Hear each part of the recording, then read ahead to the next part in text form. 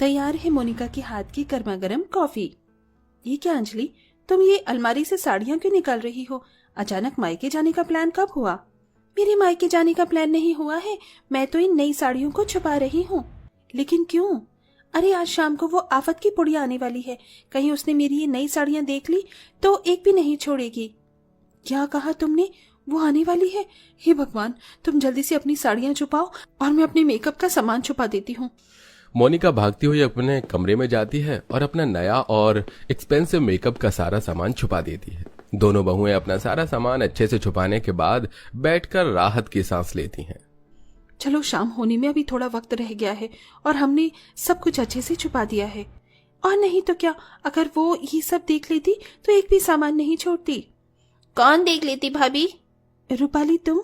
अरे रूपाली मेरी बच्ची, तू आ गई। 4 बजे का बोलकर 5 बजे आ रही है। रूपाली की दोनों भाभी उसके लिए नाश्ता लेकर आती हैं, जिसे करने के बाद अब रूपाली एक एक करके अपनी भाभियों के कमरे में जाती है। ये क्या भाभी, आपके कमरे में तो मुझे कुछ नया सामान नहीं लग रहा है। कहीं मैं आने वाली हूँ इसलिए तो आपने सब कुछ छुपा तो नहीं दिया? अरे नहीं रूपाली, ऐसा नहीं है। भला हम ऐसा क्यों करेंगे? हमारा जो भी है वो सब तुम्हारा ही तो है। भाभी मैं तो मजाक कर रही थी, अब तो सीरियस ही हो गई। अपनी भाभियों के साथ रूपाली किचन में आ जाती है, जहां उसे न्यू प्रेशर कुकर मिलता है, जिसे देख रूपाली फौरन उसे कुकर को ले लेती है। मुझे तो यही प्रेशर कुकर चाहिए था। भाभी क्या मैं इसे अपने ससुराल ले जाऊं? वो क्या है ना, मेरे ससुराल का कुकर खराब हो गया है। लेकिन रूपाली, अगर तुम्हें कुकर ये वाला ले जाओगी तो हम लोग खाना किस में बनाएंगे? अगर तुम्हें नया कुकर ही चाहिए तो हमारे साथ मार्केट चलो, हम तुम्हें इससे भी अच्छा कुकर दिलवा देंगे। भाभी मैं आपके साथ मार्केट चली तो जाती, लेकिन मुझे किसी काम से जल्दी जाना है, इसीलिए ये कुकर मैं ले लेती हूँ। आप दोनों मार्केट जाकर अपने लिए नया कुकर ले लेना। इतना कहकर रूपाली नया प्रेशर कुकर लेकर सीधा अपने ससुराल चली जाती है, जिसे देख उसकी दोनों भाभियां। जब भी आती है कुछ न कुछ लेकर चली जाती है। शादी में हमने इसे इतना सारा दहेज दिया है, किसी भी चीज की जरा भी कमी नहीं छोड़ी, फिर भी इसका पेट नहीं भरा। वैसे तो नंद भाभी में बड़ा ही प्यार होता है, लेकिन इन नंद भाभियों का रिश्ता थोड़ा अलग था। जहां सारी भाभियां अपनी नंदों के ससुराल से आने का इंतजार करती, वहीं ये दोनों भाभियां अपने नंद की मायके ना आने की भगवान से प्रार्थना करती। अंजलि मोनिका की नंद रूपाली बड़ी ही घमंडी और चालाक होती है। शादी से पहले भी रूपाली अक्सर अपनी भाभियों से बिना पूछे उनकी मर्जी के खिलाफ उनकी कोई भी चीज ले लिया करती थी। वहीं शादी के बाद भी रूपाली आए दिन अपने मायके आकर कोई ना कोई चीज अपनी ससुराल ले जाया करती थी, जिससे उसकी दोनों भाभियां काफी परेशान रहती हैं। ऐसे ही एक दिन, अरे कितनी अच्छी खुशबू आ रही है ना पनीर टिक्का की। मेरे मुंह में तो अभी से ही पानी आ रहा है। अरे जरा ये कटलेट तो देखो, इनकी खुशबू से तो पूरा घर महक उठा है। आज तो जमकर खाएंगे। दोनों बहुएं मिलकर आज रात के खाने में काफी तरह के पकवान बनाती हैं कि तभी वहां उनकी सास सुनीता आ जाती है।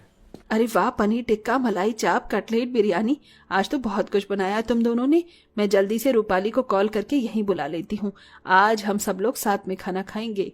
इतना कहकर सुनीता अपनी बेटी रूपाली को कॉल करने के लिए चली जाती है, जिसे देख हे भगवान, इतने अरमान से हमने इतना सारा पकवान बनाया था, लेकिन अब वो रूपाली की बच्ची इन सबको चट कर जाएगी और हमारे लिए जरा सा भी कुछ नहीं बचेगा। मोनिका की बात 100% सच निकलती है।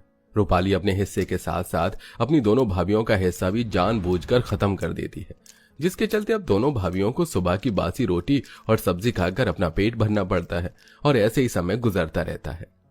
मोनिका, आंटी जी ने तो बहुत सुंदर कड़े बनवाए हैं तुम्हारे लिए। ये कड़े तो माँ मुझे मेरी शादी में ही देना चाहती थी, लेकिन थोड़ा बजट कम पड़ रहा था, इसलिए नहीं दे सकी। अपनी माँ के दिए हुए सोने के कड़े को पहनकर मोनिका काफी खुश हो रही होती है।